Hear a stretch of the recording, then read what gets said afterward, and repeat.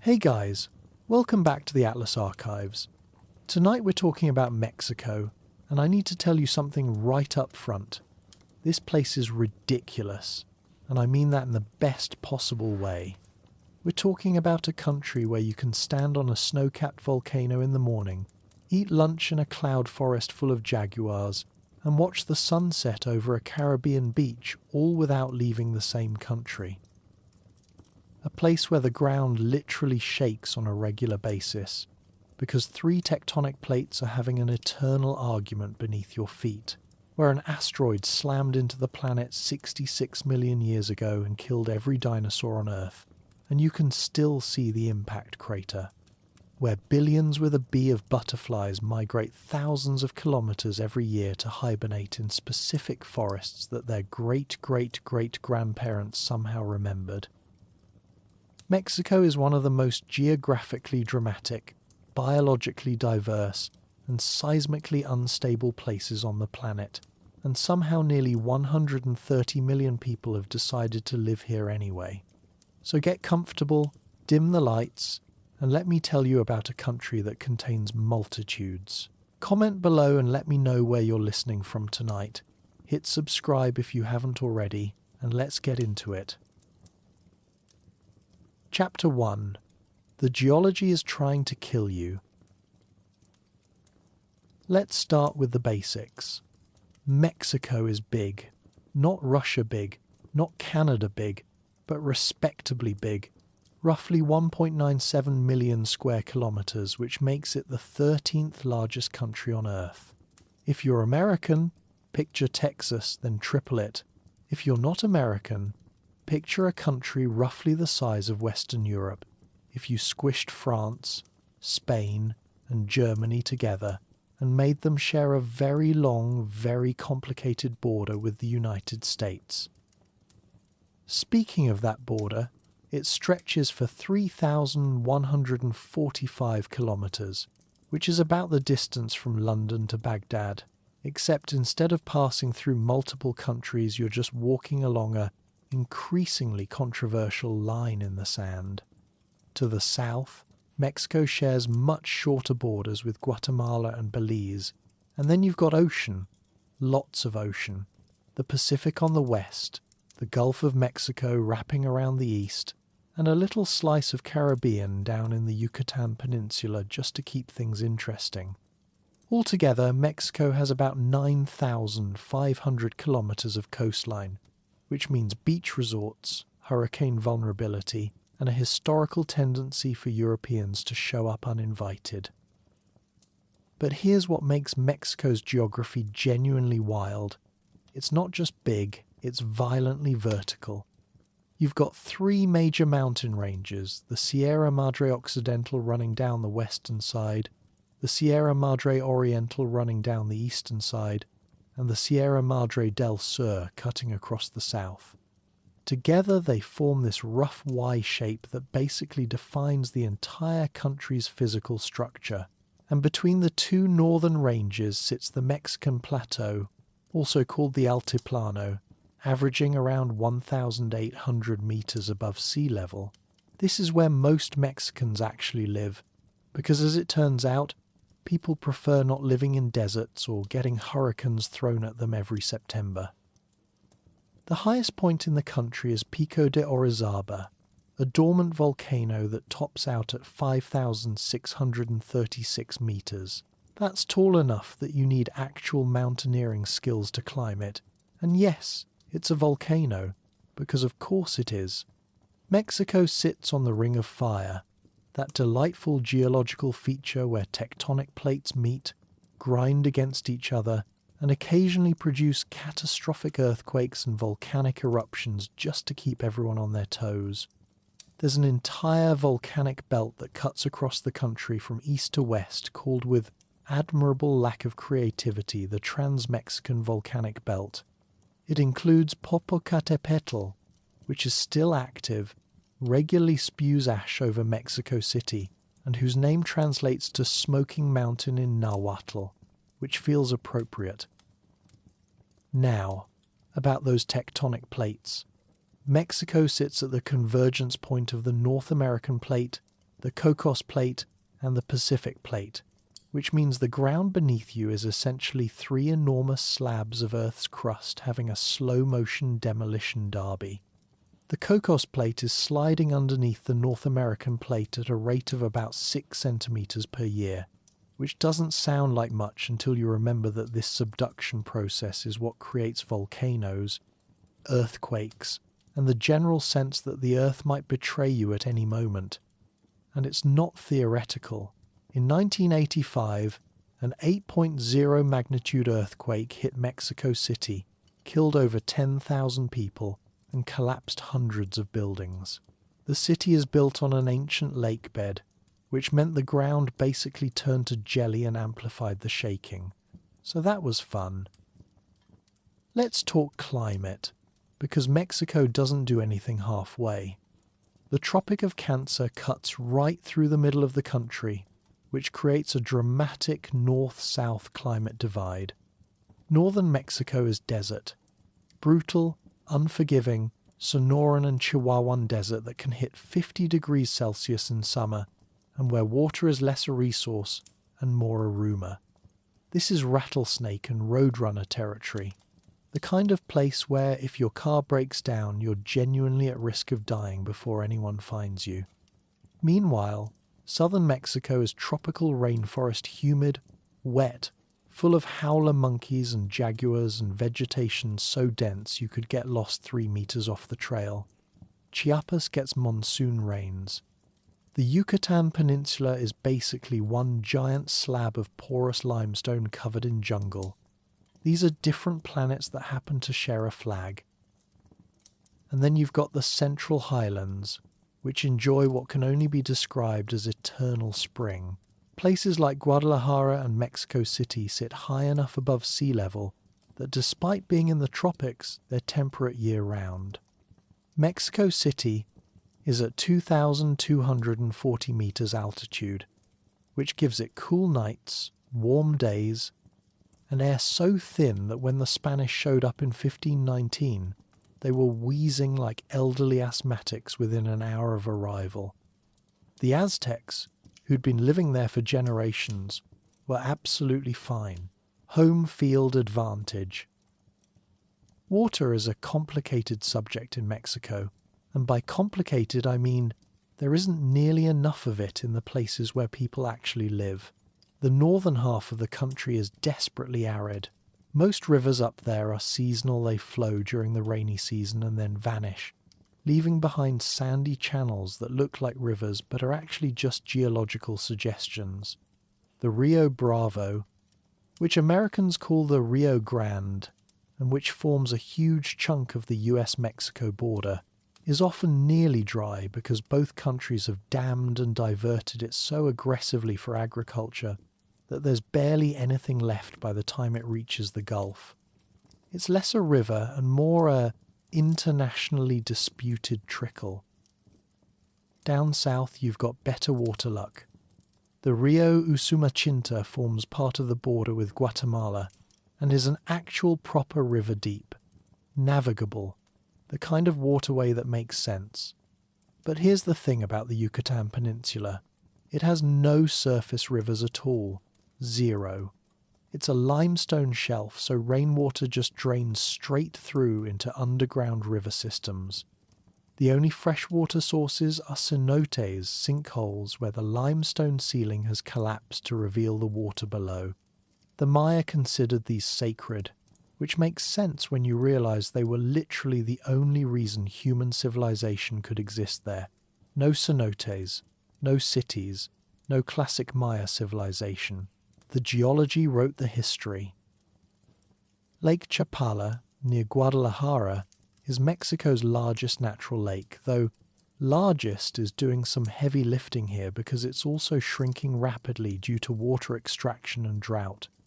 Mexico City used to sit in the middle of a massive lake system, Lake Texcoco, which the Spanish drained over centuries because they couldn't figure out how to live with seasonal flooding. This turned out to be a catastrophically bad idea, because now the city is sinking at a rate of up to 50 centimeters per year in some areas.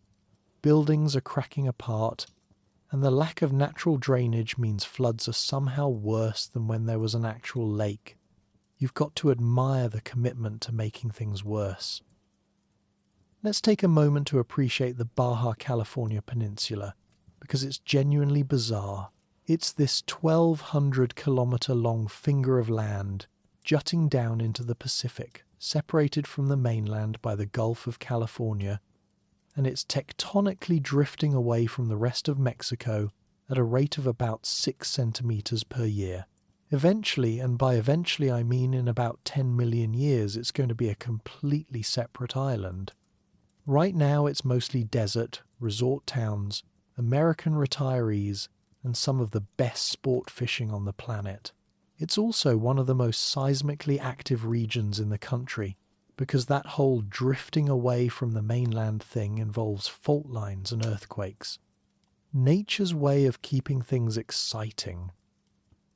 Now, I need to tell you about Chicxulub, because this is genuinely one of the most absurd geological facts about Mexico. 66 million years ago, an asteroid roughly 10 kilometers wide slammed into what is now the Yucatan Peninsula at several kilometers per second, released energy equivalent to several billion nuclear bombs, triggered mega tsunamis, set half the planet on fire, threw so much debris into the atmosphere that it blocked out the sun for years, and killed approximately 75% of all species on Earth, including every non-avian dinosaur. And you can still see the impact crater. It's 180 kilometers wide, partially underwater, and it's called the Chicxulub crater, after the town near the center. So if you've ever wondered why dinosaurs don't exist anymore, the answer is Mexico. Well, technically the answer is catastrophic asteroid impact, but it happened in Mexico, which feels important. Let's talk biodiversity, because Mexico is what ecologists call megadiverse, which is science speak for absolutely packed with different species of everything. We're talking about 200,000 documented species, which represents roughly 12% of the world's total biodiversity, despite Mexico being only 1.5% of Earth's land surface.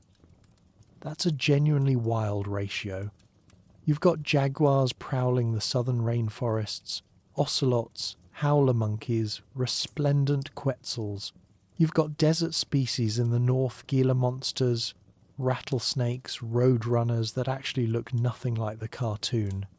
You've got marine life in both the Pacific and Caribbean that includes whale sharks, manta rays, sea turtles, and enough reef fish to keep divers busy for years. And then you've got the monarch butterflies, which deserve their own paragraph because their migration is one of the most spectacular natural phenomena on the planet. Every year, billions of monarch butterflies, not millions, billions migrate from Canada and the United States to very specific Oyamel fir forests in the mountains of Michoacan, Mexico. They fly up to 4,800 kilometers, which is insane for an insect that weighs half a gram. And here's the really weird part. The butterflies that make the journey south have never been there before. They're the great-great-great-grandchildren of the butterflies that left Mexico the previous spring.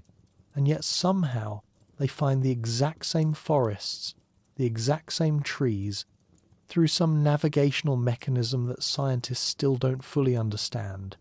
They arrive in such numbers that entire trees turn orange with their wings.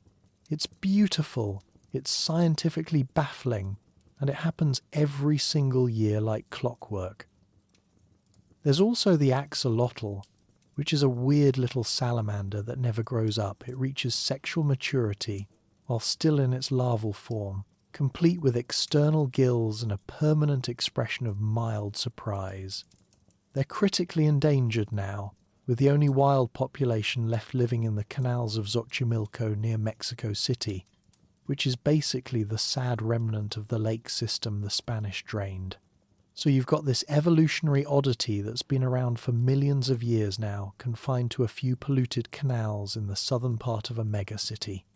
Conservation is going great. Regionally, Mexico divides into pretty distinct zones based on geography and climate. You've got Baja California, isolated and desert-like and full of people escaping somewhere else. You've got the northern deserts, Chihuahua, Sonora, Coahuila, where the landscape is gorgeous if you enjoy rocks and cacti and genuinely concerning heat. The central plateau is where most people live, where the colonial cities are, where the climate makes sense, and you don't spend all summer fantasizing about air conditioning. The Gulf Coast is humid and oil-rich, with Veracruz serving as Mexico's main Caribbean port for 500 years. The Pacific Coast is beaches and resorts and fishing villages and tourists. The southern highlands, Oaxaca, Chiapas, are mountainous, indigenous, poor, and culturally distinct from the rest of the country. And the Yucatan Peninsula is flat, limestone, cenote-riddled, Maya heartland, and basically one giant archaeological site with beach resorts attached. The geography shaped everything that came after. The mountains isolated communities and created distinct regional identities. The lack of navigable rivers meant transportation was a nightmare. No Mississippi River equivalent to tie the country together. The deserts made northern expansion difficult. The coastal plains invited invasion. The central highlands became the population and political centre, because they were the only place with decent climate, water, and arable land all in one spot. When the Spanish arrived, they took one look at the Mexican plateau and said, "Yes, this. We're building our capital here," which was exactly what the Aztecs had done a few centuries earlier. Good real estate is good real estate. And the seismic instability means that Mexico has spent its entire history periodically getting reminded that the earth beneath it is not stable, not safe, and liable to kill people without warning. You build a civilization on a foundation that shakes, and it changes how you think about permanence, how you build, how you plan, or don't plan. Mexico City keeps growing despite being built on a drained lake bed in an active earthquake zone with multiple volcanoes nearby. That's not optimism, that's defiance. The geography tried to make this place uninhabitable, and humans said, "Watch this," and built one of the largest metropolitan areas on Earth anyway. So that's the stage. Mountains, deserts, jungles, volcanoes, beaches, earthquakes, no dinosaurs.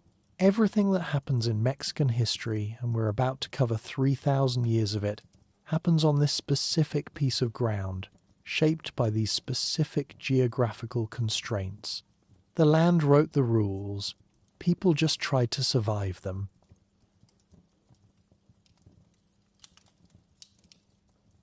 Chapter 2.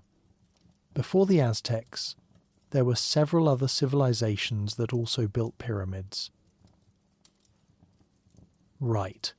So the geography tried to kill you, and yet people showed up anyway. The first humans arrived in what's now Mexico somewhere around 13,000 years ago, walking across the Bering Land Bridge from Asia during the last ice age, when sea levels were low enough that Siberia and Alaska were connected by dry land. These were Paleo-Indians, hunter-gatherers who followed megafauna herds south through the Americas, and they had no idea they were discovering a new continent, because the concept of continents hadn't been invented yet. They were just following mammoths and hoping not to starve. For thousands of years, it was a hunter-gatherer existence. You tracked animals, you gathered wild plants, you moved around a lot, you survived. The remains of Tepexpan man, found near Mexico City, date to around 10,000 BCE, which gives you a sense of how long people have been living in the Valley of Mexico specifically. But the real revolution, the thing that changed everything and made civilization possible, happened around 7,000 years ago, when people figured out agriculture, and the crop that made it happen was maize. Now, maize is everywhere today. Corn on the cob, cornbread, tortillas, corn syrup in approximately everything you've ever eaten. But 9,000 years ago, maize didn't exist. What existed was a wild grass called teosinte that grew in the Balsas River Valley, and it looked nothing like modern corn. The kernels were tiny, hard, barely edible, and some absolute genius, or more likely many generations of patient farmers, domesticated it through selective breeding until it became the maize we know today. This is one of the most impressive acts of agricultural engineering in human history, and it happened right here. No teosinte, no maize, no Mesoamerican civilization. Everything traces back to one grass in one valley. Along with maize, early Mexicans domesticated squash, beans, chili peppers, tomatoes, and cacao. The Three Sisters planting method, maize, beans, and squash, grown together, provided complete nutrition and sustained populations for thousands of years. Cacao became sacred, used in rituals and as currency.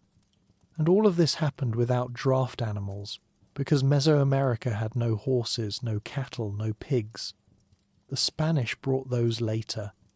What you had were dogs and turkeys for protein, and that was it. No oxen to pull ploughs, no horses for transportation, which meant everything was done by human labour, which limited how quickly you could expand agriculture and how much surplus you could produce.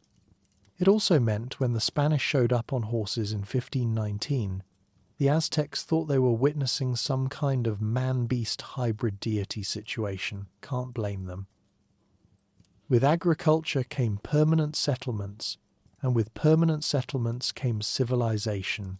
The first major culture to emerge was the Olmec, starting around 1600 BCE along the Gulf Coast in what's now Veracruz and Tabasco. The Olmec are genuinely mysterious in a lot of ways. We don't know what they called themselves. We don't know what language they spoke, and we don't know why their civilization collapsed. But we know they built impressive ceremonial centers at San Lorenzo and La Venta, developed early forms of writing and a calendar system, and created the Mesoamerican ballgame tradition that would spread across the region.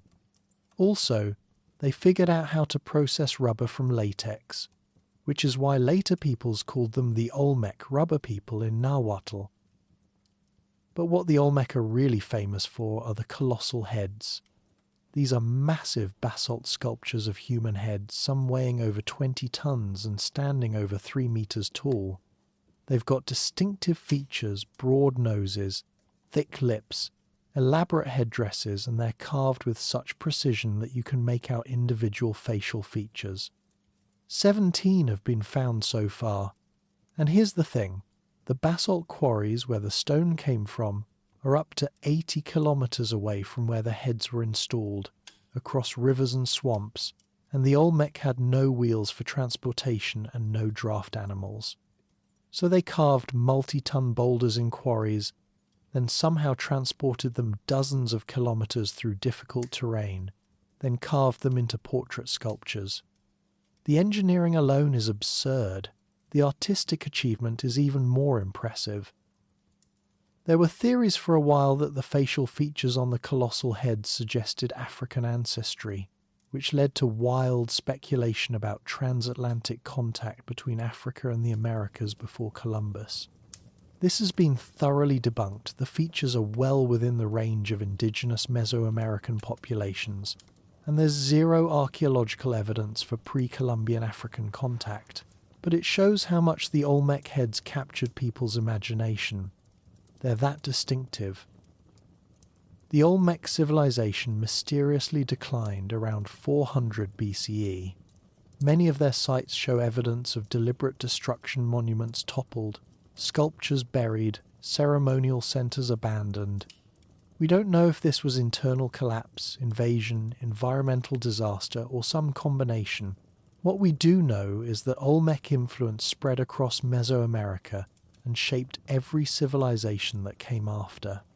The writing systems, the calendars, the pyramid architecture, the ball game, the ritual practices, all of that has Olmec fingerprints on it. They were the mother culture, and then they vanished. While the Olmec were doing their thing on the Gulf Coast, the Maya were starting to develop in the Yucatan Peninsula, Chiapas, and what's now Guatemala and Belize. This is important to understand. The Maya were never a unified empire. They were a collection of competing city-states that shared a language family, cultural practices, and a tendency to go to war with each other constantly. Think ancient Greece, except with more jungles and human sacrifice. The earliest Maya sites date back to around 2000 BCE, but the really impressive stuff, the massive pyramids, the sprawling cities, started appearing in the pre-classic period.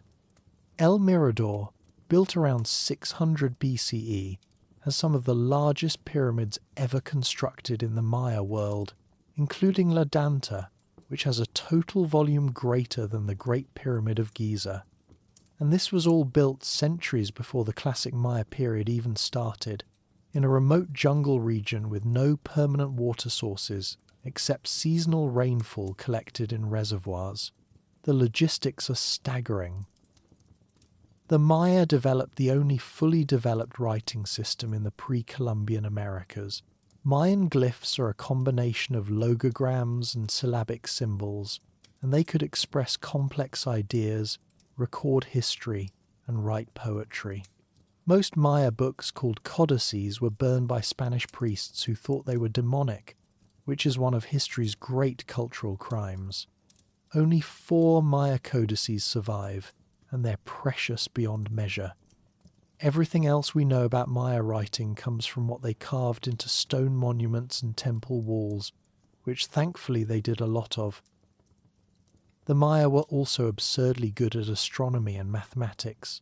They developed the concept of zero independently from the Old World, which is rarer than you'd think. Most ancient civilizations never figured that out.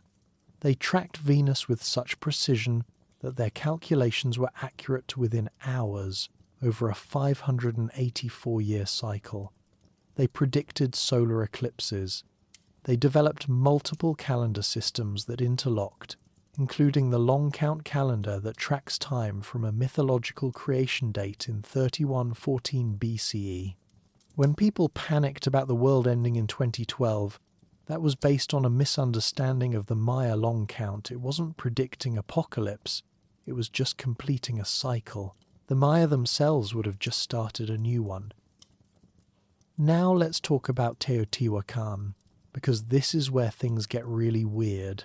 Teotihuacan was built in the Valley of Mexico starting around 100 BCE, and at its peak around 400 to 500 CE. It was the largest city in the Western Hemisphere, with somewhere between 100,000 and 200,000 residents.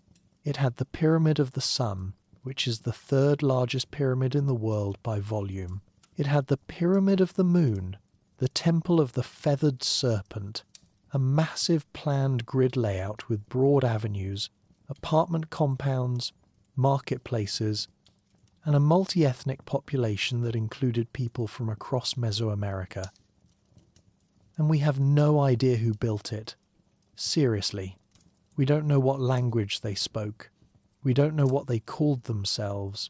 We don't know their political structure. There's no writing system that we've found, or if there was one, it hasn't survived. The city was already abandoned, and in ruins when the Aztecs showed up centuries later, and they were so impressed by it that they named it Teotihuacan, the place where the gods were created, because they couldn't believe humans had built something that massive. Teotihuacan's influence spread across Mesoamerica. There's evidence of Teotihuacan-style architecture and artifacts as far south as the Maya cities, suggesting either trade networks, diplomatic relations, or possibly military conquest. And then around 550 CE, the city burned.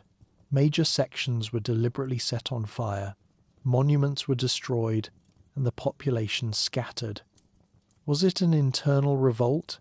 Invasion? Environmental collapse that led to social breakdown? We genuinely don't know. What we know is that one of the greatest cities in the ancient world was abandoned and never reoccupied. and whoever built it left almost no written records about themselves. The Maya, meanwhile, entered their classic period around 250 CE, and this is when things got spectacular. Cities like Tikal, Palenque, Copan, Calakmul, and Chichen Itza were built or massively expanded. We're talking stepped pyramids that rise above the jungle canopy, elaborate palace complexes, carved steely recording dynastic histories, painted murals showing courtly life and warfare. The city-states fought each other, constantly. Warfare was almost ritualized, with the goal often being to capture enemy nobles for sacrifice rather than territorial conquest. If you were a commoner and got captured, you might be enslaved. If you were a noble, you were getting your heart cut out on top of a pyramid, while priests wore your skin as a costume. Social hierarchy had consequences. Maya religion was intense.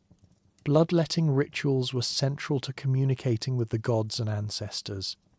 Rulers would pierce their tongues, ears, or genitals with stingray spines or obsidian blades, let the blood drip onto bark paper, then burn the paper to send the offering to the divine realm.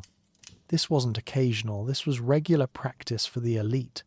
The gods required blood to maintain cosmic order, and if you wanted political legitimacy, you proved your worth by bleeding for the people.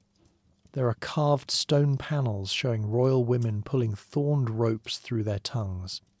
These were not symbolic gestures. The ball game deserves its own mention because it was everywhere in Mesoamerica, and it was deadly serious. You had two teams trying to get a solid rubber ball through a stone ring mounted high on the wall of a stone court, and you couldn't use your hands, hips, knees, elbows only. The ball could weigh up to 4 kilograms, and players wore protective padding because getting hit by it could break bones, and in some versions of the game, the losing team's captain was sacrificed afterward. So it was less recreational sport and more ritual combat with a ball. They took it seriously because the game represented the cosmic struggle between life and death, light and darkness, order and chaos, no pressure. The Maya also developed concrete independently from the Romans, which is one of those parallel inventions that shows up across human history. They used it for building everything from pyramids to roads. They built elaborate water management systems with reservoirs, aqueducts, and filtration systems. They traded across vast distances, cacao from the lowlands, obsidian from the highlands, jade from Guatemala, shells from the coast. The cities were connected by white limestone roads called sacbeob that cut straight through the jungle. If you visit Maya ruins today, you can still see these roads in some places, overgrown but intact after more than 1,000 years. Over in Oaxaca, the Zapotec were building their own impressive civilization centered on Monte Alban, a hilltop city constructed starting around 500 BCE. They terraced the mountainside, built temples and palaces, developed their own writing system and calendar. Monte Alban had a population of around 25,000 at its peak and dominated the Oaxaca Valley for over 1,000 years. The Zapotec were eventually succeeded by the Mixtec, who became famous for intricate goldwork and painted codices. Several Mixtec codices survived the Spanish conquest and are some of our best sources for understanding pre-Columbian Mesoamerican history. Across all these civilizations, you see shared cultural elements that define Mesoamerica as a coherent region. The ball game, human sacrifice, stepped pyramids, maize-based agriculture, rubber processing, cacao as currency, complex calendars, and pantheons of gods who required constant offerings to maintain cosmic balance. But here's what they didn't have: metal tools. They never developed a Bronze Age or Iron Age. Copper and gold were used for decorative objects and ritual items, but not for practical tools or weapons. Instead, they used obsidian, a volcanic glass that can be flaked into blades sharper than modern surgical steel. Obsidian blades are so sharp they're still used in some specialized surgeries today because they cause less tissue damage than steel scalpels. So while they didn't have bronze swords, they had obsidian-edged wooden clubs that could decapitate a horse, which the Spanish learned the hard way. By the end of the Classic period around 900 CE, the Maya world was in crisis. The southern lowland cities were being abandoned. Why? Probably a combination of factors: overpopulation straining resources, soil exhaustion from intensive agriculture, drought cycles revealed by climate data, and the resulting warfare and political instability as city-states fought over dwindling resources.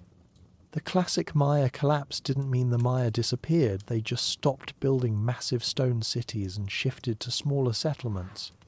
Maya people still exist, still speak Mayan languages, still live across the Yucatan and Central America. The civilization didn't vanish, it transformed.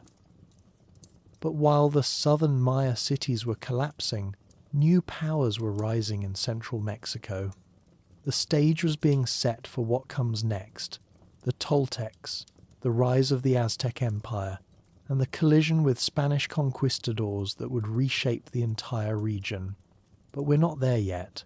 First, we need to understand that everything the Aztecs built, their pyramids, their writing, their calendars, their religious practices, their entire worldview was inherited from these earlier civilizations: the Olmec, Teotihuacan, the Maya, the Zapotec.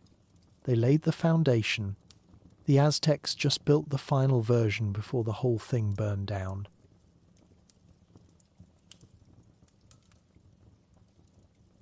Chapter 3: How to build an empire on a lake while annoying everyone. After the classic Maya cities collapsed and Teotihuacan was already centuries into ruin, new powers emerged in central Mexico. First up were the Toltecs, who built their capital at Tula in what's now Hidalgo state, around 900 CE.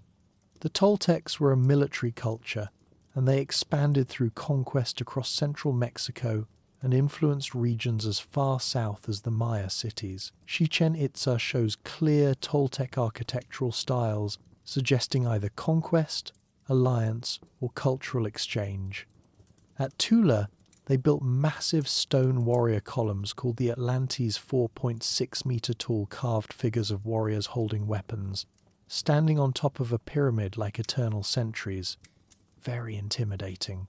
Very "we will absolutely fight you." The Toltecs had a semi-legendary ruler named Ciacatl Topultzin Quetzalcoatl, who may have been a real person or may have been a mythological figure, or possibly a real person who got merged with the feathered serpent god Quetzalcoatl in later retellings.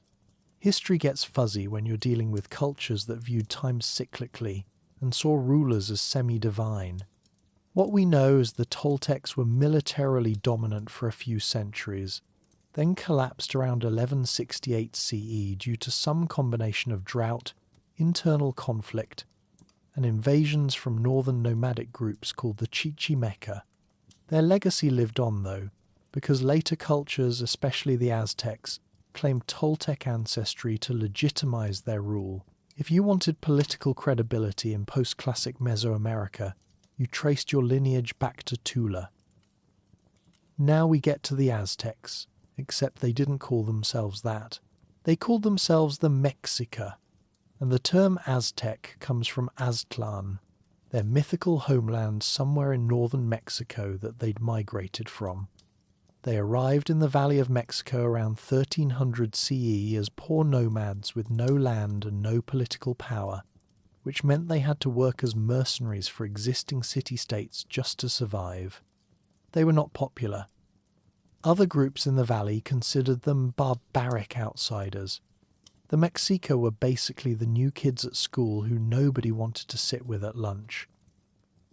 But then, in 1325 CE, according to legend, they saw an eagle perched on a cactus eating a snake on an island in Lake Texcoco, which their patron god Huitzilopochtli had prophesied as the sign for where to build their city.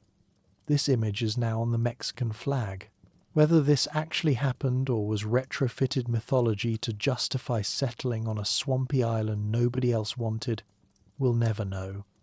But they built Tenochtitlan there anyway, and it turned out to be a brilliant strategic move. The island was defensible, it gave them access to rich fishing and waterfowl hunting, and they developed Chinampas floating gardens made of lake mud, piled on reed mats anchored to the lake bed that were absurdly productive for growing crops. The Mexica spent the next century doing mercenary work, making strategic marriages with more established dynasties and slowly building power. Then in 1428 CE, they formed the Triple Alliance with two other city-states, Texcoco and Tlacopan, and together they defeated Azcapotzalco, the dominant power in the valley. This is the moment the Aztec Empire was born.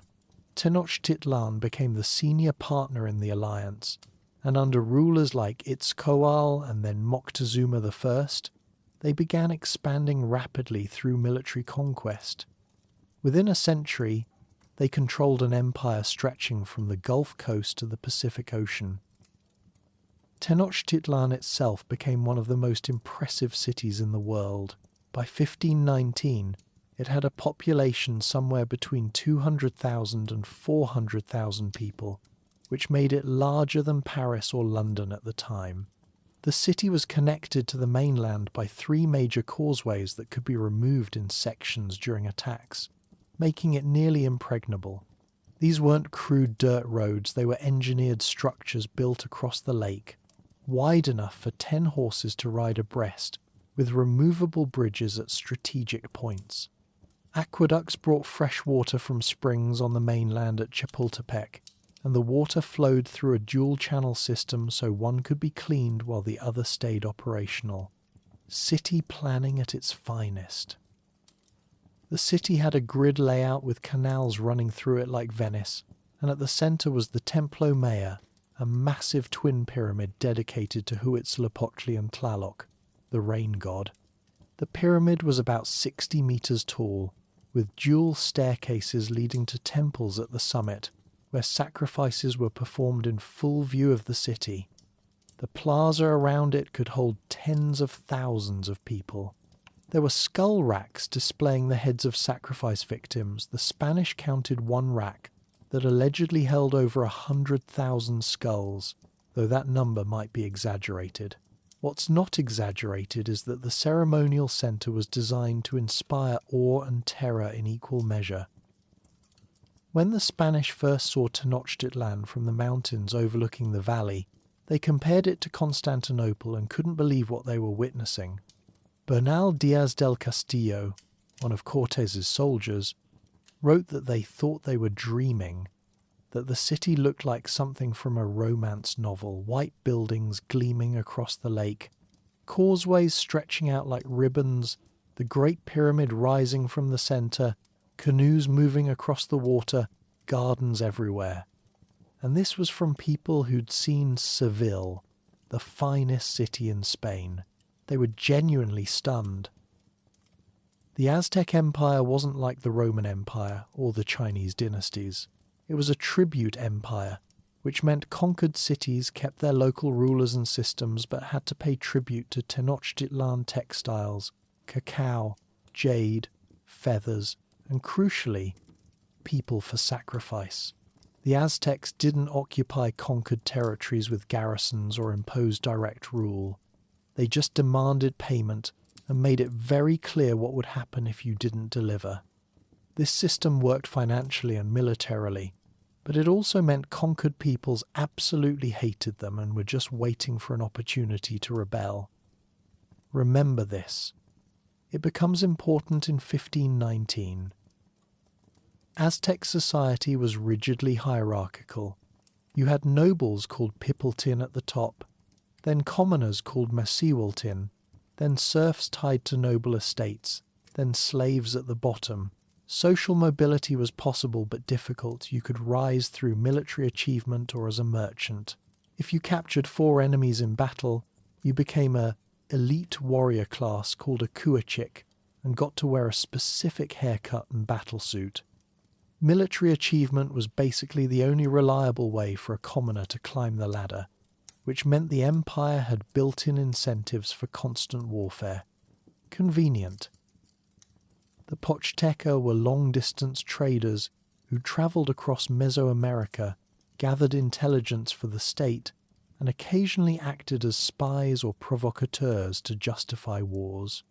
They'd travel to distant cities, assess military strength, gather information on local politics, maybe insult a foreign ruler to create a diplomatic incident, then return home and report to the emperor that actually that city totally needs to be conquered now.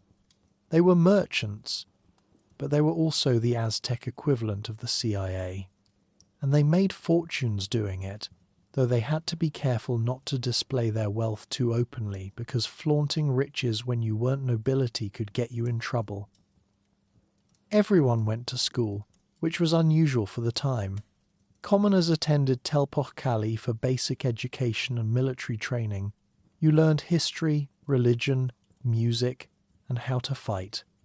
Noble children went to Carmacac for advanced training in religion, administration, warfare, astronomy, and rhetoric. The Carmacac was intense. Students woke at midnight to bathe in cold water, practiced self-sacrifice by piercing their skin with McGee thorns, and studied the complex calendar systems and astronomical knowledge needed to run the empire. If you graduated from Carmacac, you could become a priest, high-level administrator, or military commander. Women could own property, run businesses, and become priestesses, which was more rights than European women had at the same time. They couldn't hold political office, but they had legal standing. Noble women could wield significant political influence behind the scenes. There were female merchants, healers, midwives. Women weren't equal to men, but they weren't chattel either. And interestingly, adultery was punished by death for both men and women. The Aztecs took marriage vows seriously, and if you got caught cheating, you were both getting stoned to death in the public square. So that was the stakes. The economy ran on cacao beans as currency, and a massive market at Tlatelolco, Tenochtitlan's sister city, where 60,000 traders showed up daily to buy and sell everything from jaguar skins to slaves to obsidian blades. There were no draft animals and no wheeled transport for cargo, so everything was carried on human backs. The tribute system fed Tenochtitlan with goods from across the empire, and the Chinampas provided enough food to sustain the massive urban population. Now we need to talk about human sacrifice, because there's no way around it.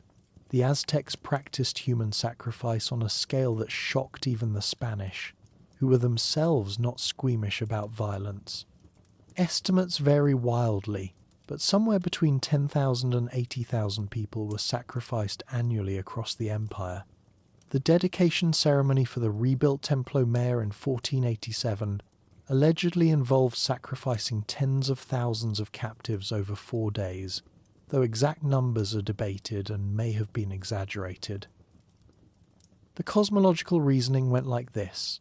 The universe had been created and destroyed 4 times already, and the current era, the 5th sun, was maintained by the sun god Huitzilopochtli, who needed human blood to rise each day.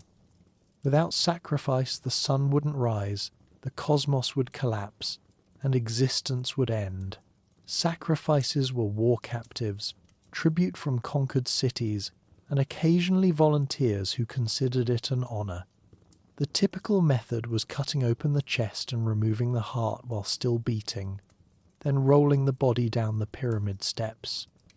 Priests wore the flayed skin of sacrifice victims during certain ceremonies. It was ritual, theatre, religious devotion, and state terror all at once. The Aztecs also practiced flower wars, ritualized conflicts with neighboring city-states like Tlaxcala, where the goal wasn't conquest but capturing enemies for sacrifice. Both sides would agree to battle, fight, take captives, go home. Tlaxcala, surrounded by Aztec territory but never conquered, became the Aztecs' permanent enemy. This becomes very important in 1519. By 1500 CE, the empire had reached its peak under rulers like Ahuitzotl and then Moctezuma II. They controlled 5 to 6 million people across central and southern Mexico, from coast to coast. But there were major unconquered enclaves. The Tarascans to the west in Michoacan had defeated Aztec invasion attempts and remained independent. Tlaxcala was still holding out, and the conquered cities were paying tribute but seething with resentment. Then in 1519, Hernán Cortés landed on the Gulf Coast, near modern Veracruz, with 600 Spanish soldiers, 16 horses, and a few small cannons. News reached Moctezuma II in Tenochtitlan, and he sent gifts and envoys to meet these strangers. There's a persistent myth that Moctezuma thought Cortés was the god Quetzalcoatl returning. This is probably Spanish invention. What's more likely is Moctezuma was cautious and trying to assess the threat while managing internal dissent. The Spanish had technology the Aztecs had never seen: horses, steel weapons, firearms, and Moctezuma needed to figure out what he was dealing with. Cortés, meanwhile, discovered something crucial. The empire had enemies. The Totonacs on the coast were paying tribute to Tenochtitlan and hated it. They allied with the Spanish almost immediately. As Cortés marched inland, he encountered Tlaxcala, which fought him initially but then became allies against their Aztec enemies. Tlaxcala provided thousands of warriors to the Spanish cause, and Cortés had La Malinche, an indigenous woman given to him as tribute who spoke both Nahuatl and Mayan. She became his translator and advisor. Without her, Cortés would have been stumbling around blind.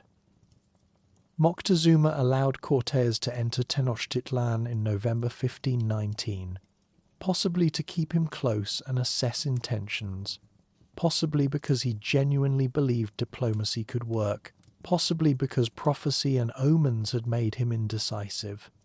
The Spanish were housed in the palace of Axiacatl, Moctezuma's father, and for a brief bizarre period, the conquistadors were guests in the Aztec capital, gawking at the markets and temples while plotting how to take control.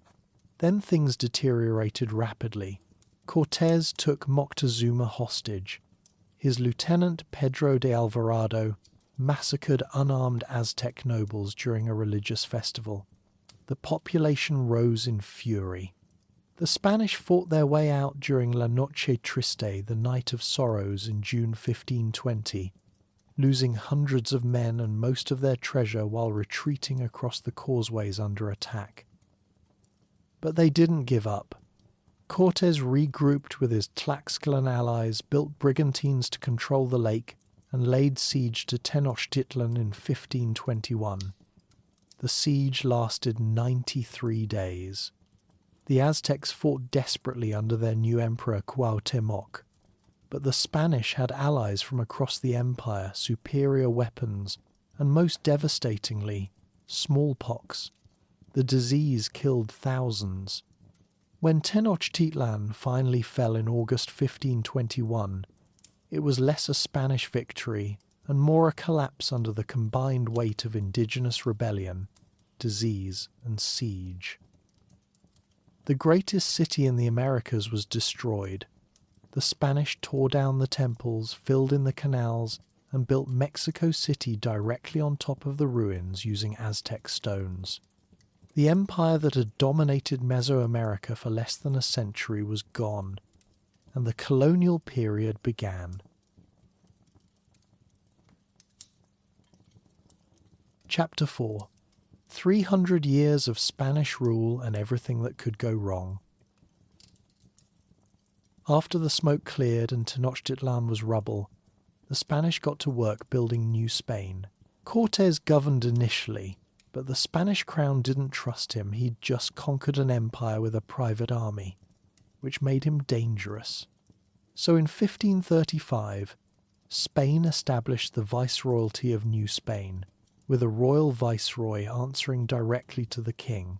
The Viceroyalty eventually covered modern Mexico, Central America, the Caribbean, the Philippines, and chunks of what's now the southwestern United States.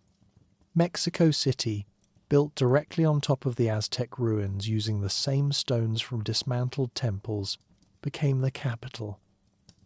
The symbolism was pretty clear. But before we get into how colonial society worked, we need to talk about the population collapse, because it was catastrophic on a scale that's hard to comprehend. In 1519, the indigenous population of central Mexico was somewhere around 25 million people. By 1600, it had dropped to roughly 1 million.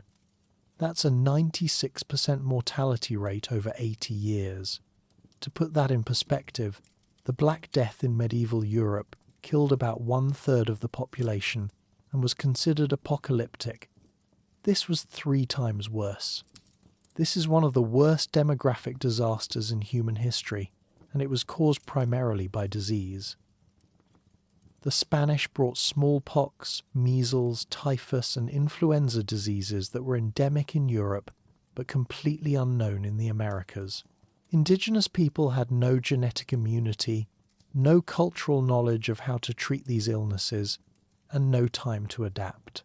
Smallpox hit during the siege of Tenochtitlan and killed thousands of Aztec defenders while barely affecting the Spanish. Then came wave after wave of epidemics that swept through populations already weakened by warfare and social collapse. The Coca-Lisli outbreaks of 1545 and 1576 were particularly devastating. Possibly some form of hemorrhagic fever, possibly typhus. The exact pathogen is still debated and killed millions. Entire regions were depopulated, villages were abandoned. Combined with forced labour, malnutrition from disrupted agriculture, and the psychological trauma of conquest, the indigenous population was decimated. The landscape that had been intensively cultivated for centuries started reverting to wilderness because there weren't enough people left to farm it. The Spanish response to this labour shortage was the encomienda system, which was slavery with extra steps and a Catholic veneer. Spanish conquistadors and colonists were granted the right to extract labour and tribute from indigenous communities in specific regions. In theory, the encomendero was supposed to protect the indigenous people and ensure they were Christianized. In practice, it was brutal exploitation. Indigenous people were forced to work in mines, on plantations, in construction projects, often in conditions that killed them. When enough people complained about the abuses, the crown replaced encomienda with repartimiento, which was theoretically better because it limited forced labour to certain periods and paid wages. Still forced labour though, just with a salary.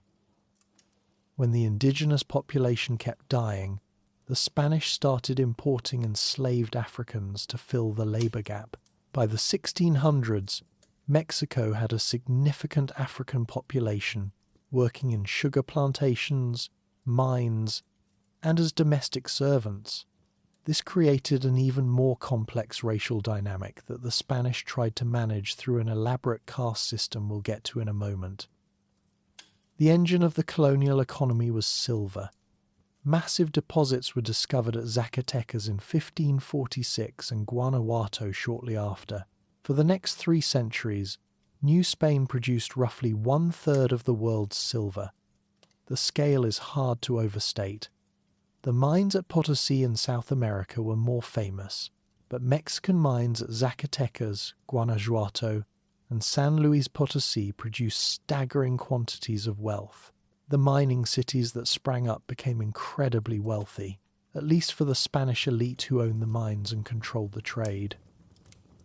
The miners themselves worked in horrific conditions. Shafts descended hundreds of meters into the earth, barely shored up with timber, lit by flickering candles, ventilated by nothing. Workers carried ore up and down vertical ladders for 12-hour shifts. After the introduction of the mercury amalgamation process in the 1570s, which was more efficient for extracting silver from low-grade ore, the work became even more toxic. Mercury poisoning caused tremors, psychological problems, organ failure, and death. But it made the mine owners rich, so the process spread everywhere. Workers dying of mercury exposure was just considered an acceptable cost of doing business. The silver flowed to Spain, where it funded Spanish wars in Europe, and to the Philippines via the Manila galleon's massive treasure ships that crossed the Pacific annually, carrying silver to Manila and returning with Chinese silk, porcelain, and spices. This was genuinely global trade, and Mexico was at the center of it. Chinese goods reached Europe via Mexican silver. Mexican silver stimulated the Chinese economy. The Spanish Empire ran on Mexican silver, and when that silver production eventually declined in the 1700s, Spain's power declined with it.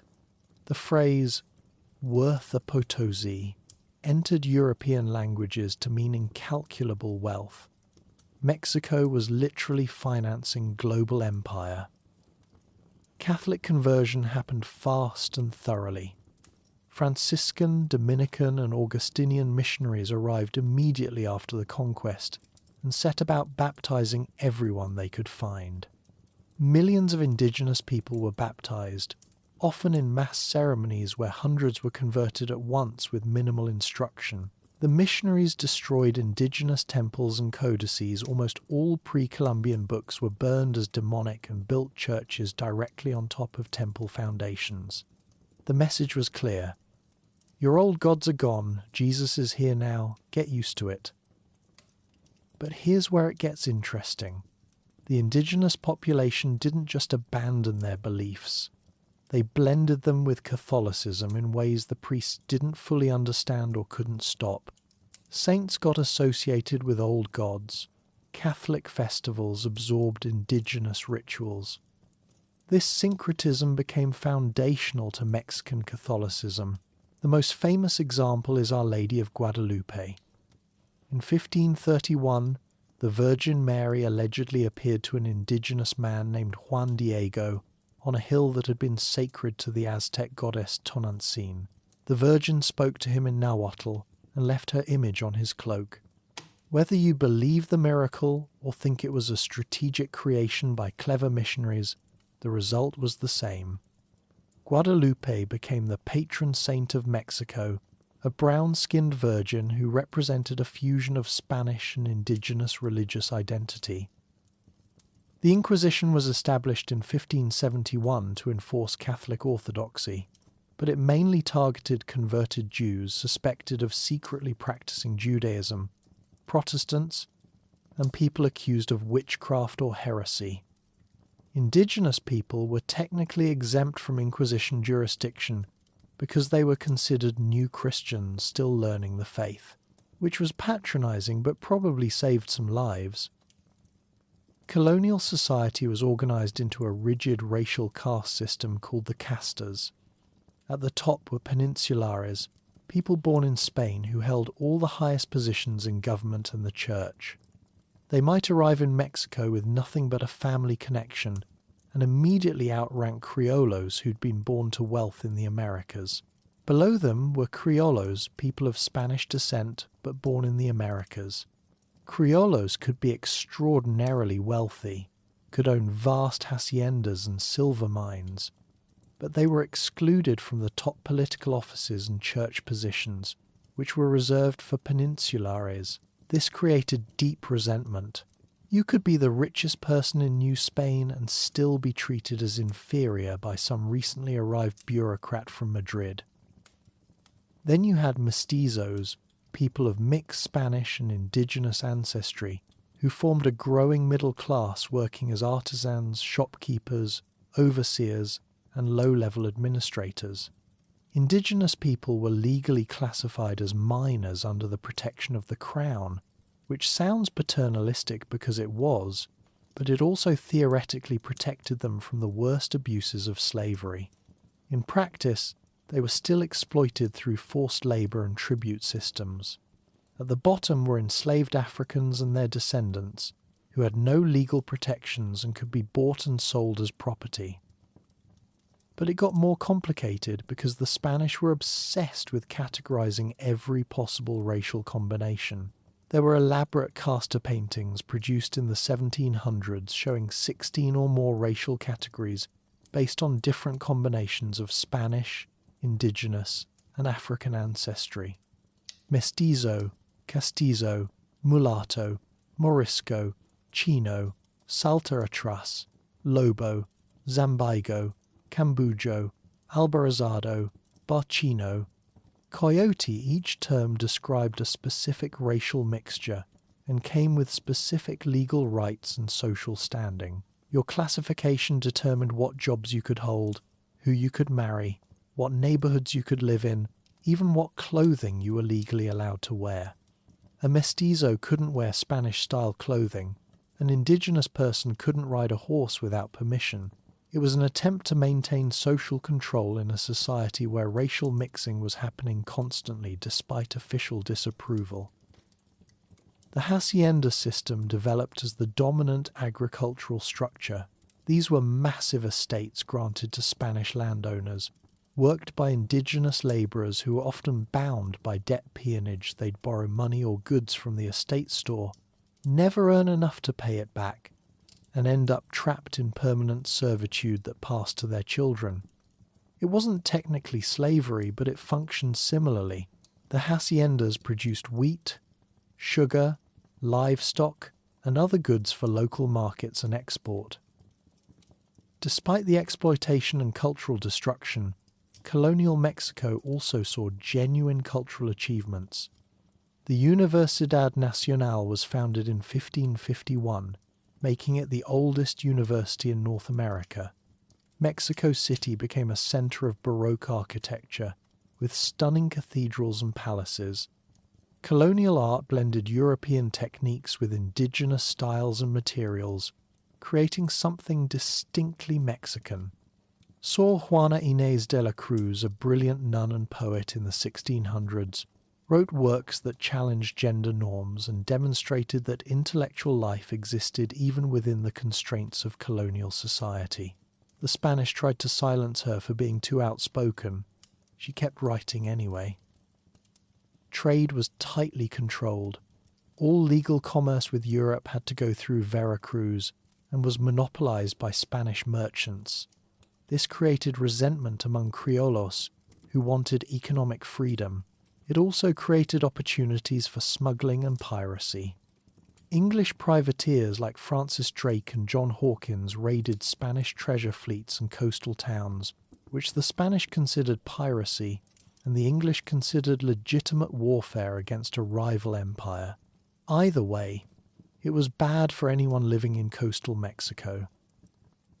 In the 1700s, Spain's new Bourbon dynasty tried to reform the colonial system through the Bourbon reforms. They increased taxes, tightened trade restrictions, created new administrative units, and expelled the Jesuits from all Spanish territories in 1767. The Jesuits had been running schools and missions across Mexico, and their expulsion was deeply unpopular. The reforms succeeded in extracting more wealth for Spain, but alienated the Criollo elite who saw their economic and political power being undermined by a distant monarchy that viewed them as second-class Spaniards. By the late 1700s, tensions were building. Criollos were wealthy but politically excluded. The mestizo population was large, educated, and didn't fit into a caste system designed for clear racial categories. Enlightenment ideas about liberty and equality were spreading through universities and salons. The American Revolution in 1776 demonstrated that colonies could successfully rebel against European powers. The French Revolution in 1789 showed that entire social orders could be overturned. And then, in 1808, Napoleon invaded Spain and imprisoned the king, creating a constitutional crisis across the Spanish Empire. Who had legitimate authority if the king was captive? Did the colonies owe loyalty to the French-imposed government in Spain or to the imprisoned Spanish king?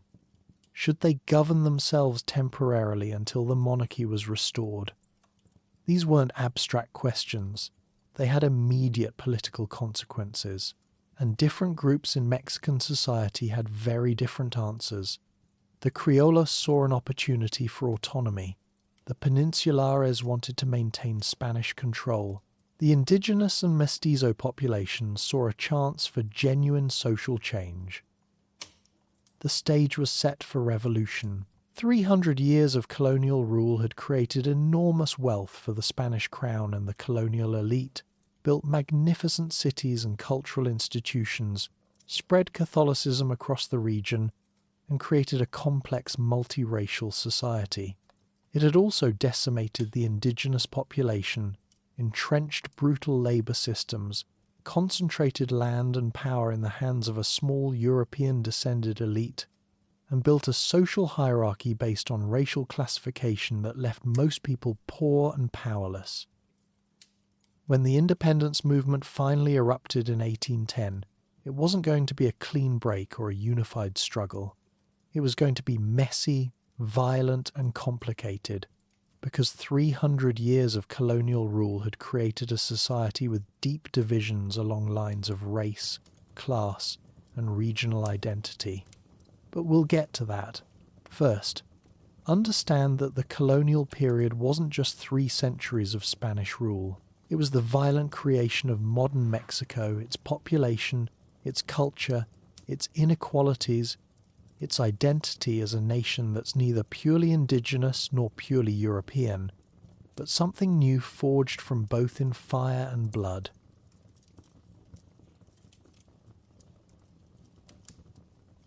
Chapter 5.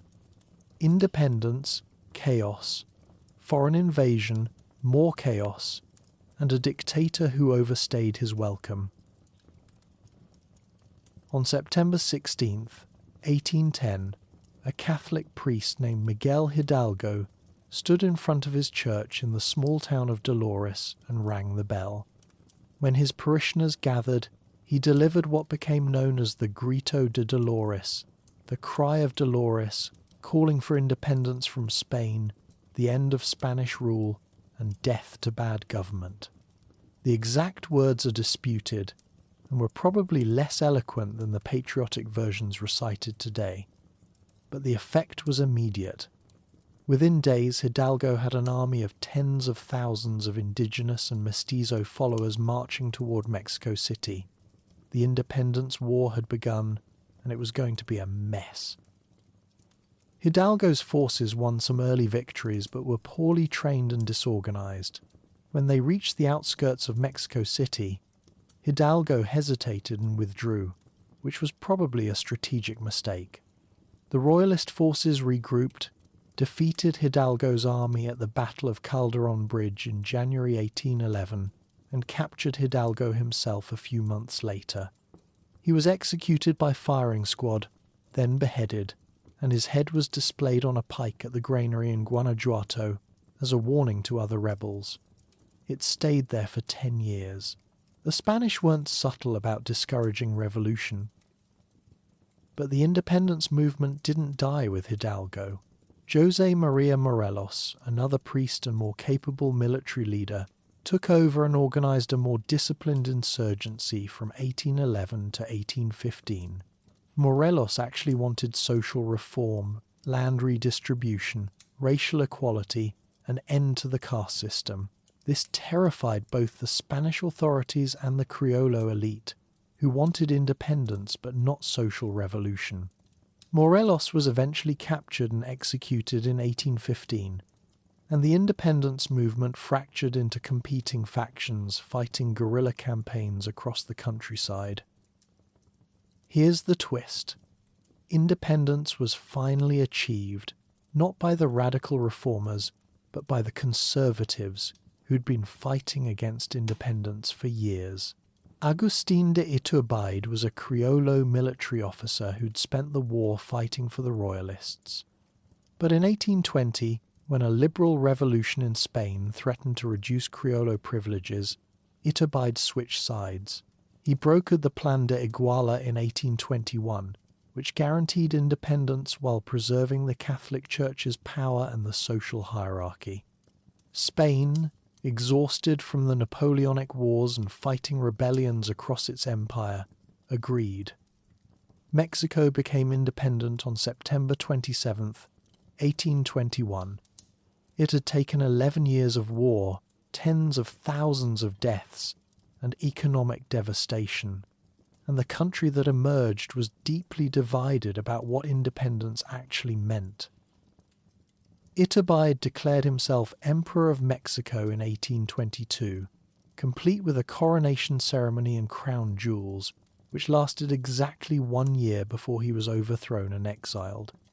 The problem was that becoming independent hadn't magically solved any of Mexico's problems. The economy was wrecked from 11 years of war. The silver mines had flooded. Regional militias that had fought for independence weren't interested in disarming, and nobody agreed on what kind of government Mexico should have.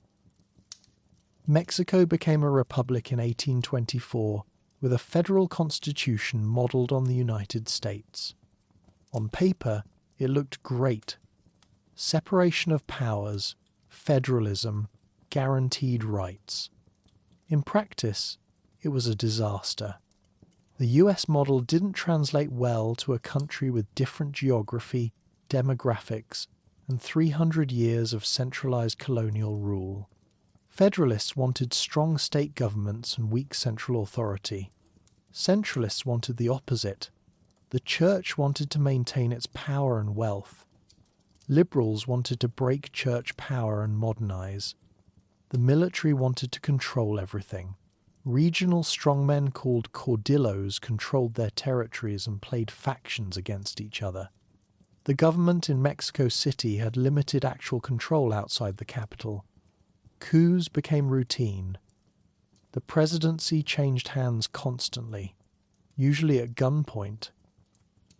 And then there was Antonio López de Santa Anna, who dominated Mexican politics from 1833 to 1855 and is possibly the worst leader in Mexican history, which is saying something. Santa Anna was president 11 different times, constantly switching between liberal and conservative positions depending on what served his ambitions. He was flamboyant, vain, theatrical, and catastrophically incompetent.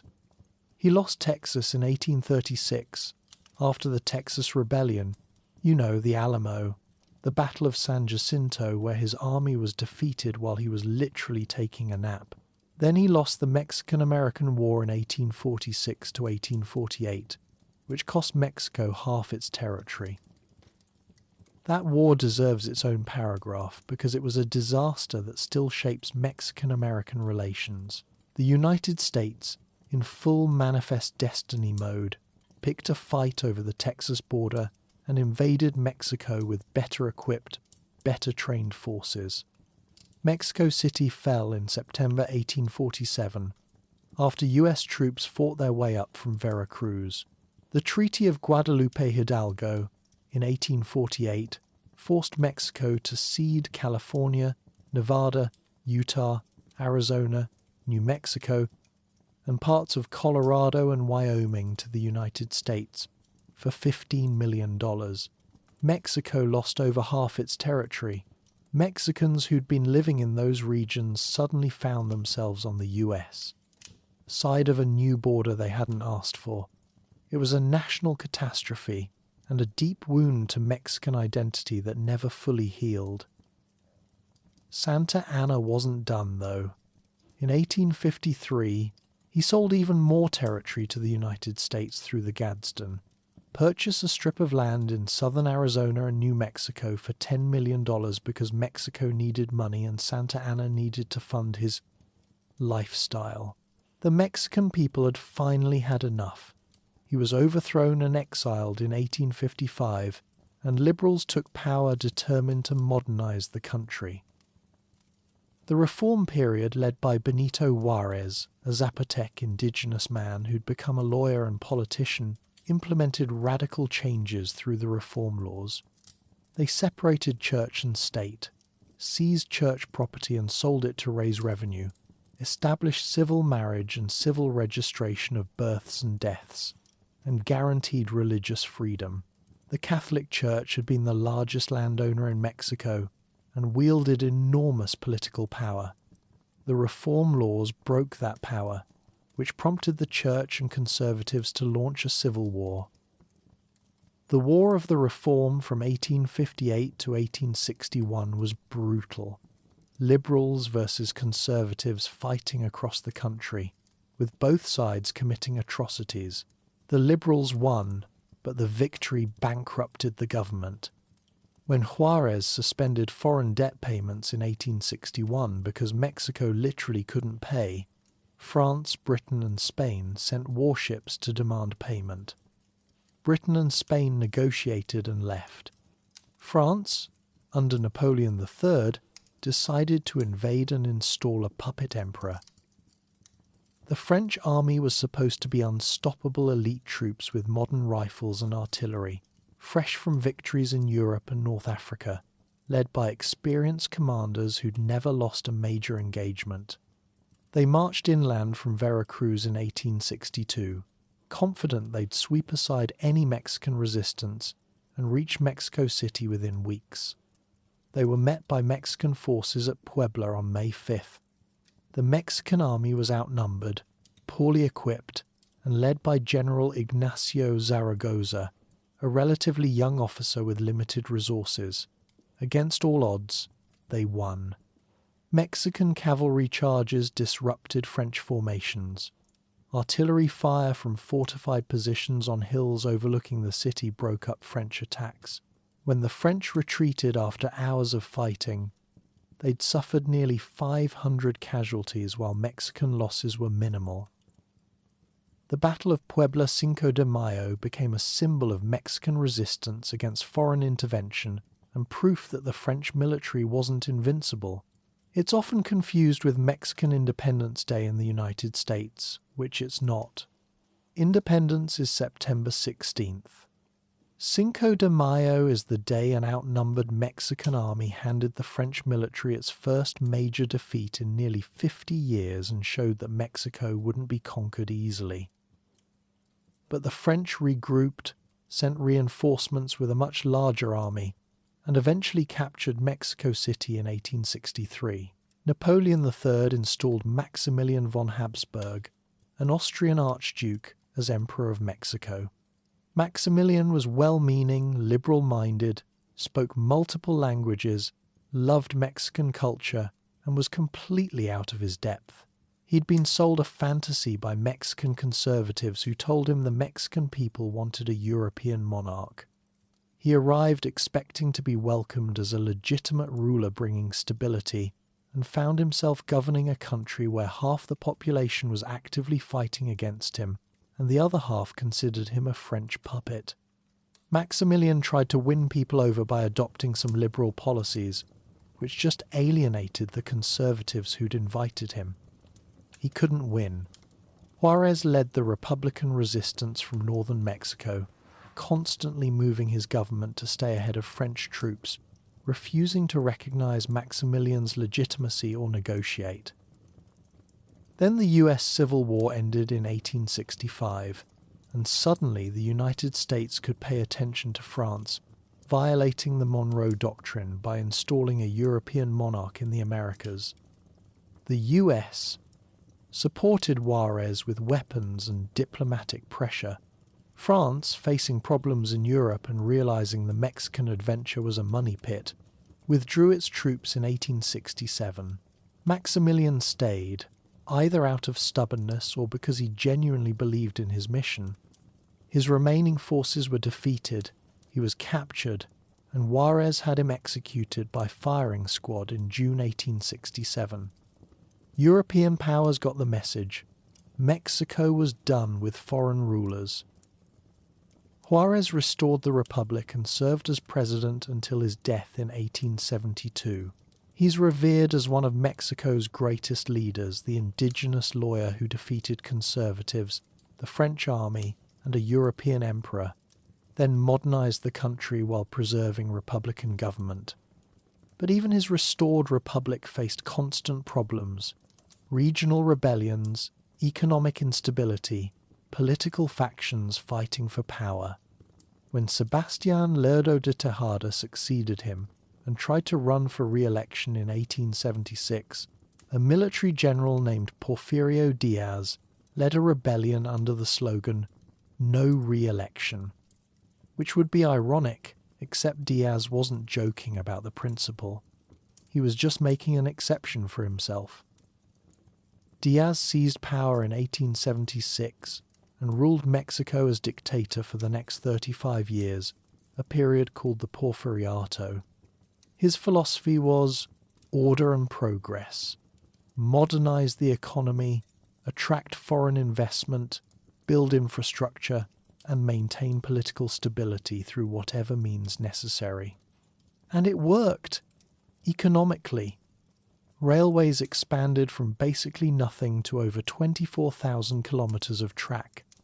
Telegraph lines connected the country. Ports were modernized. Foreign capital flooded in from the United States and Britain.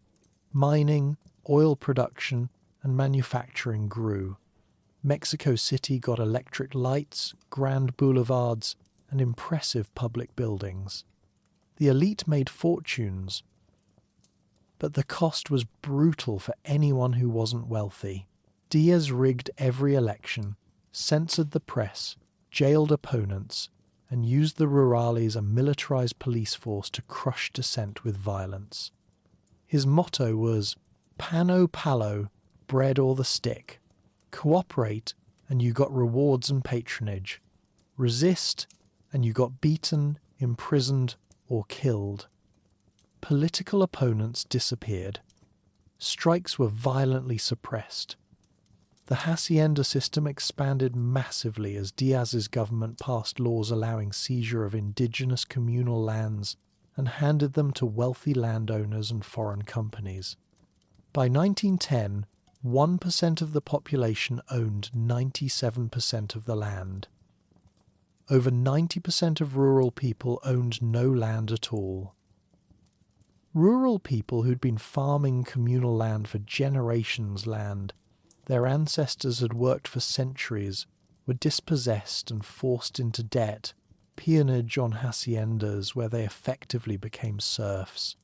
They had to buy necessities from the estate store at inflated prices, fell into debt, and were legally prohibited from leaving until the debt was paid, which it never was. The conditions for rural poor and indigenous people were worse than they'd been under Spanish colonial rule. Meanwhile, foreign companies, mostly American and British, owned vast chunks of Mexico's natural resources: oil fields, mines, timber forests, agricultural land.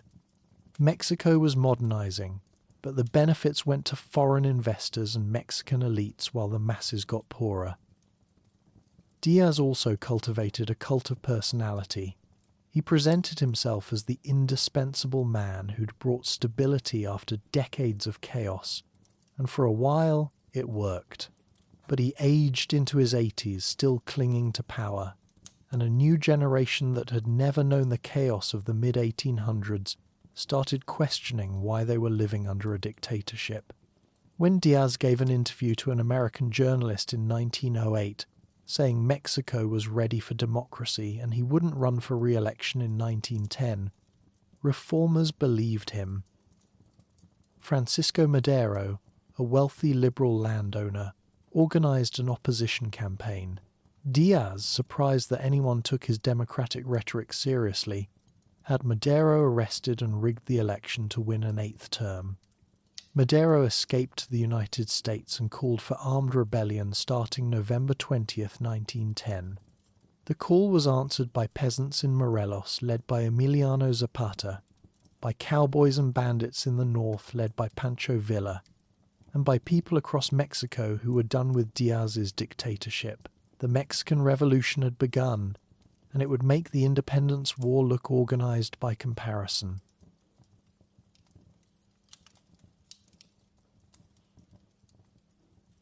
Chapter 6: Revolution, One-Party Rule, and How to Fight a War on Drugs You Can't Win.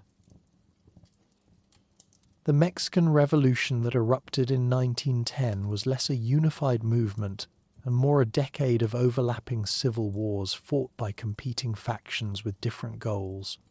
Diaz fled to exile in May 1911, and Francisco Madero was elected president. He genuinely believed in democracy and constitutional reform, which turned out to be dangerously naive. In February 1913, during what became known as the 10 Tragic Days, General Victoriano Huerta staged a coup, had Madero arrested, and arranged his assassination. The U.S. ambassador was probably involved. Democracy lasted less than 2 years. Huerta's dictatorship unified opposition against him, but the revolutionaries still couldn't agree on anything else. You had constitutionalists led by Venustiano Carranza, who wanted moderate political reforms. You had Emiliano Zapata leading peasants in Morelos under the slogan "Land and Liberty," demanding the return of stolen communal lands and radical agrarian reform. You had Pancho Villa commanding the Division of the North, a massive peasant and cowboy army that won spectacular victories and controlled huge chunks of northern Mexico. And you had various regional warlords fighting for local power. They all fought Huerta, defeated him in 1914, then immediately turned on each other. The fighting was brutal. Armies swept across the countryside requisitioning food and supplies, which is a polite way of saying stealing everything. Villages were caught between competing forces demanding loyalty. Summary executions were common. The economy collapsed. Disease and famine killed as many people as the fighting. By the time the violence finally wound down around 1920, somewhere between 1 and 2 million people were dead out of a population of 15 million. That's roughly 10% of the country. But the revolution did produce lasting changes. The Constitution of 1917, drafted while the fighting was still ongoing, was radical for its time. It mandated land reform, guaranteed labour rights including the 8-hour workday and the right to strike, limited the Catholic Church's power and foreign ownership of resources, and declared that all mineral and oil resources belonged to the nation. It was a progressive constitution that promised to reshape Mexican society. Whether those promises would actually be kept was another question. Zapata was assassinated in 1919, lured into a trap and shot. Villa was assassinated in 1923, gunned down in his car. The idealistic revolutionaries who'd actually fought for social change were eliminated, and power consolidated under more pragmatic leaders who talked about revolution while building a new political system that looked suspiciously like the old dictatorship with better branding. Plutarco, Elias Calles, became president in 1924 and essentially ran Mexico until 1935, even when he wasn't technically president. He founded the National Revolutionary Party, later renamed the Institutional Revolutionary Party, or PRI, which would control Mexican politics for the next 71 years. Calles also enforced the Constitution's anti-clerical provisions aggressively, which triggered the Cristero War from 1926 to 1929.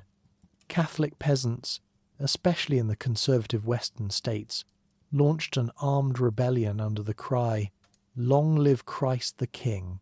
The government responded with executions and church burnings. It was vicious, killed about 90,000 people, and ended with a negotiated settlement that eased restrictions on the church. Then Lázaro Cárdenas became president in 1934 and actually tried to fulfill revolutionary promises. He redistributed more land than any previous president, giving 49 million acres to peasant communities through the ejido system, communal farms that couldn't be sold. And in 1938, he did something that shocked the world. He nationalized the oil industry. Foreign companies, mostly American and British, had been pumping Mexican oil for decades and paying minimal royalties while making huge profits. Cárdenas expropriated them all, created the state oil company Pemex, and declared Mexican oil belonged to Mexico. The US and Britain were furious.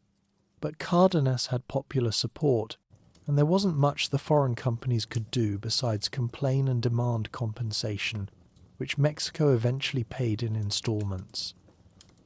For decades after the revolution, the PRI maintained power through a system that was part patronage, part repression, part genuine social programs, and part electoral manipulation. They held elections on schedule, which made Mexico look democratic, but the outcomes were predetermined through fraud, intimidation, and control of media. Opposition parties existed and were even allowed to win some local elections occasionally to maintain the democratic facade, but they couldn't win the presidency or seriously challenge PRI dominance. The presidency rotated among different PRI factions in a carefully managed succession every 6 years. The outgoing president essentially chose his successor in a process called the dedazo, the finger-pointing.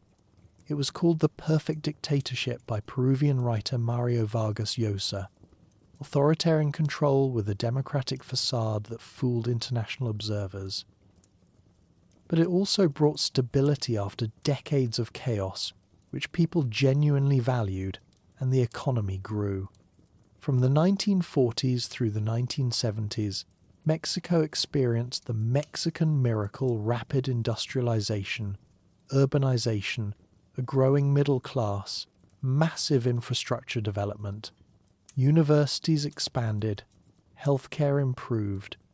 Mexico City became one of the largest cities in the world and hosted the 1968 Olympics, showcasing Mexico as modern and sophisticated. But the system was corrupt and repressive. When university students protested in 1968, just before Mexico City hosted the Olympics, demanding democratic reforms and an end to authoritarianism, the government sent the army. The Tlatelolco massacre on October 2nd killed hundreds of students and protesters in a plaza in Mexico City. The exact death toll is still disputed because the government covered it up. The Olympics went ahead as planned 10 days later, and Mexico presented a carefully curated image to the world while hiding the bodies. The PRI's legitimacy never fully recovered. The economy started faltering in the 1970s and crashed in the 1980s. Mexico borrowed heavily during the oil boom, then oil prices collapsed. In 1982, Mexico defaulted on its debt, triggering a financial crisis across Latin America. The peso was devalued multiple times. Inflation hit triple digits. The government implemented austerity measures and neoliberal reforms, privatizing state industries, cutting social spending, opening markets to foreign competition. These reforms stabilized the economy eventually, but the social cost was enormous. Real wages fell, inequality increased. The Mexican miracle was over. Then came 1994, which was supposed to be Mexico's breakthrough year. NAFTA, the North American Free Trade Agreement, took effect on January 1st, eliminating tariffs between Mexico, the United States, and Canada. Mexican leaders promised it would bring prosperity and jobs. On the exact same day, January 1st, 1994, the Zapatista Army of National Liberation launched an armed uprising in Chiapas, the poorest state in Mexico. Led by the masked Subcomandante Marcos, indigenous rebels seized towns and declared war on the Mexican government, NAFTA, and neoliberalism. The timing was too perfect to be coincidence. The The Zapatistas said NAFTA was a death sentence for indigenous communities who couldn't compete with subsidized American corn. They demanded land rights, indigenous autonomy, and an end to government neglect. The government sent the army, fighting erupted, but the Zapatistas were media savvy and gained international support. A ceasefire was negotiated after 12 days, and the Zapatistas shifted to political organizing rather than armed conflict. They still exist, running autonomous communities in Chiapas, a living reminder that not everyone benefited from Mexico's economic modernization. NAFTA transformed Mexico's economy. Manufacturing boomed, especially along the US border, where maquiladoras' factories assembling products for export employed millions. Trade with the US exploded, but the benefits were unevenly distributed. Small farmers couldn't compete with cheap American agricultural imports. Manufacturing jobs paid poorly. Inequality persisted, and Mexico became even more dependent on the US economy, which meant American recessions hit Mexico hard. The PRI finally lost the presidency in 2000, when Vicente Fox of the PAN Party won in what was genuinely the first democratic election in Mexican history. It was a historic moment, peaceful transfer of power between parties, proof that democracy could work in Mexico. But Fox's presidency was disappointing. He couldn't pass major reforms because the PRI still controlled Congress and blocked everything. The democracy dividend people expected never materialized. Then, in 2006, Felipe Calderón became president in a contested election and immediately declared war on drug cartels. This turned out to be catastrophic. The cartels had been powerful since the 1980s, trafficking cocaine from South America through Mexico to the United States. But they'd operated with some restraint because violence was bad for business. When Calderón deployed the military to fight them, the cartels responded with extreme violence. Rival cartels fought for territory. The government fought the cartels. Cartels fought each other. Cartels infiltrated police and local governments through corruption and intimidation. The death toll was staggering. From 2006 to 2018, over 150,000 people were killed in drug-related violence, and another 30,000 disappeared. Entire cities became war zones. Journalists who reported on cartel activity were murdered. Politicians who opposed cartels were assassinated. The most powerful cartels, Sinaloa, CJNG, the Zetas, the Gulf Cartel, operated like paramilitary organizations with heavy weapons, intelligence networks, and control over local governments. The Mexican state couldn't defeat them militarily, and corruption meant you could never be sure which officials were working for the cartels. The most notorious incident was the 43 students from Ayotzinapa who disappeared in 2014 after local police handed them over to a cartel.